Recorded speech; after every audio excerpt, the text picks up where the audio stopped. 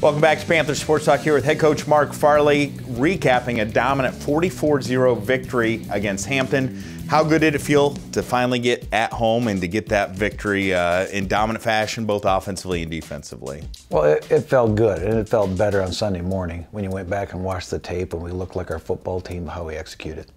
Defensively, the goal is always to pitch a shutout. What went into making sure that happened on Saturday?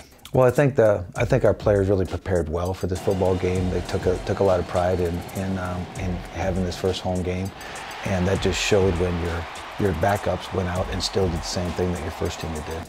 5 total turnovers created by that UNI defense, 4 different guys getting an interception. How impressive is that? Because you always want to win that turnover battle. Well, I was pleased. The breaks on the ball were good. It goes back to the execution. We were where we're supposed to be within the play. They read the plays well, and then they made the play.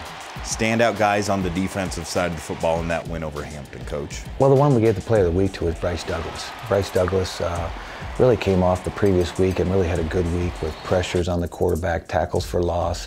Thought he did a great job inside on the run game. We could have given it to multiple people in the receiving game, but I just thought Bryce kind of was the stalemate inside.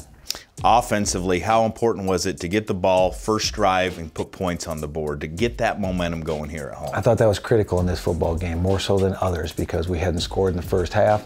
Made a concerted effort to say this, we have to score on this first drive, put extra effort and extra time into it, and ultimately we put a good drive together, and Marcus did some good things out of the Wildcat, tried to get the thing going, and then again, Eli had a really good game. You feel like Eli was able to get some rhythm going?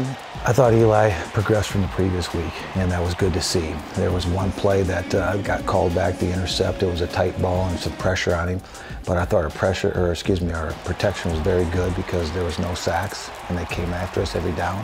And Eli stood in the pocket and made some nice throws, and receivers made some tough catches. Talk about some of those receivers that made those nice catches for you, including a freshman. Well, everybody's talking about Deion McShane. You saw he had 117 yards of receptions for us the other night. But Nick Fossey made a great catch in the back of the end zone. So guys were out there making plays, and that's what it's all about. Were you looking for that balance with the passing game and the rushing game in this win over Hampton? We were. I think it probably developed because when the score got enough where we were ahead, I still wanted to see the development of our team, so I thought that was critical, not just to go out and close the game out, but to really make sure that we were evaluating and putting the players that were in the game in position to get ready for games to come. 414 total yards of offense. Anyone else on the offensive side of the football that really helped, whether it was guys on the O-line or tight ends, make sure that that was a dominant effort? Well, I think that's why you go back and look at the offensive line again. Our protection has been very good. And to give up no sacks against the type of heat that we were up against that night, I thought said a lot for them.